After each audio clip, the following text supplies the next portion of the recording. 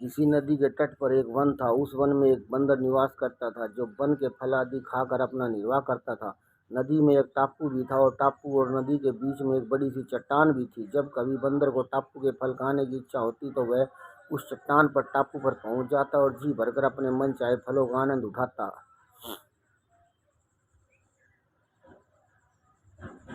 उसी नदी में घड़ियालों का एक जोड़ी थी भी रहती थी। जब वह उस अष्टपुष्ट बंदर को मीठे रसीले फलों का आनंद उठाते देखती तो उसके मन में उस बंदर के हृदय को खाने की तीव्र इच्छा उठती। एक दिन उसने नर घड़ियाल से कहा, प्रिय, अगर तुम मुझसे प्रेम करते हो तो मुझे अपना हृदय खिलाकर दिखा दो। नर घड़ियाल ने उसकी बात मान ली। दूसरे दिन बंदर जैसे ही टापू पर पहुंचा, नर घड़ियाल टापू और तट के बीच में चट्टान के निचले हिस्से पर चिपक गया।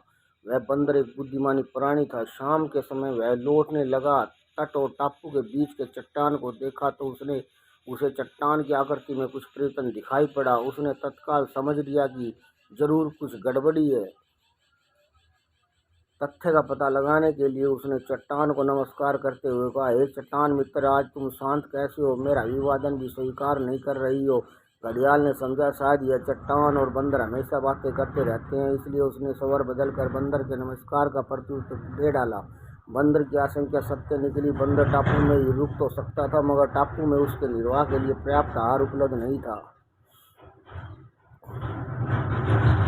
जीविका के लिए उसका वापिस वन लौटना अनिवार्य था।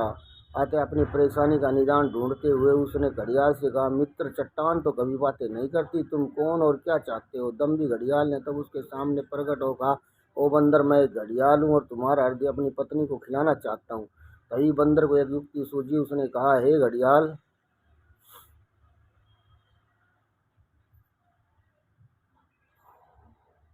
बस इतनी सी बात है तो तुम तत्काल अपनी मुख खोल दो। मैं संग्रह ही उसमें नश्वर शरीर को तुम्हें अर्पित कर दूंगा।